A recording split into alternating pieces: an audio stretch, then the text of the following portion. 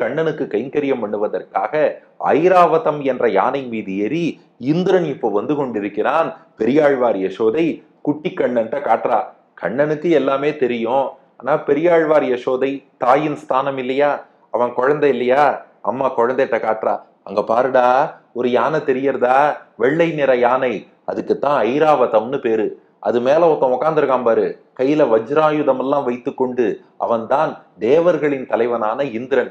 அவன்தான் உன் திருவடிக்கு அழகான கிண்கிணி சமர்ப்பிக்கணும்னு ஆசைப்பட்டு அந்த சலங்கையோடு வரான் பாரு. அங்க பாருடா குழந்தை அப்படின்னு பெரியாழ்வார் யசோதை காட்டுறாளாம். உடனே குட்டி கண்ணன் கேள்வி கேட்கிறான், அப்படியா, இந்திரன் எதுக்கு இங்க வந்தான்? பெரியாழ்வார் யசோதை பதில் சொல்றா, எல்லாம் ஒரு நன்றி விசுவாசம் தாண்டா.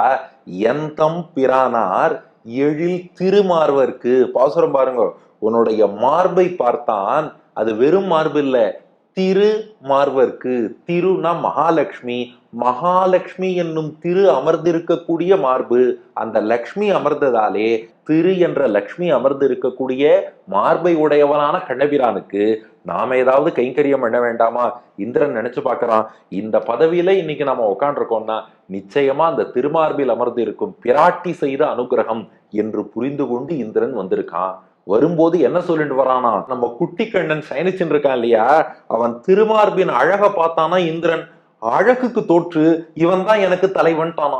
இந்திரன் யோசிச்சு பார்த்தானா, தூரக்கேந்தே கொடுத்துட்டோம்னா அது மரியாதை இல்லை.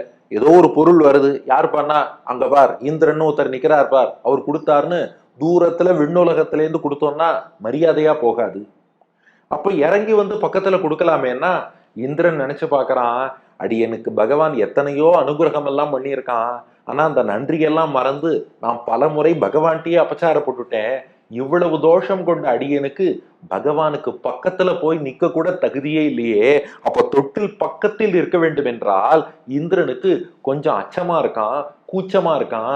அவன் பக்கத்துல போற அளவுக்கு எனக்கு தகுதி இருக்கான்னு யோசிச்சு பாக்குறான். அப்ப ரொம்ப தூரத்துல இருந்தா அது மரியாதை குறைச்சலா போயிடும். அதனால கிட்டக்க வந்தான். ரொம்ப கிட்டக்க நிக்கிறதுக்கு தனக்கு தகுதி இல்லை, அதனால கொஞ்சம் விலகி போனான். அதனாலதான் ரொம்ப தூரத்திலும் இல்லாமல் ரொம்ப அருகிலும் இல்லாமல் ஊவனாய் நின்றான். ரெண்டுக்கும் மத்தியிலே வந்து நின்று கொண்டிருக்கிறான். தாலேலோ, கண்ணா, இந்த திருவடியிலே இப்போது இந்த சிலம்பு, இந்த சதங்கையை நாங்கள் அணிவிக்கிறோம். இதை அணிந்து கொண்டு ஜம்முன்னு நீ உறங்க வேண்டும். தாலேலோ தாலேலோ கண்ணா, தாலேலோ தாமரை கண்ணா, தாலேலோ தாலேலோ என்று யசோதை, பெரியாழ்வார் யசோதை பாடி கண்ணன் திருவடிகளிலே அந்த கிங்கிணியை அணிவிக்க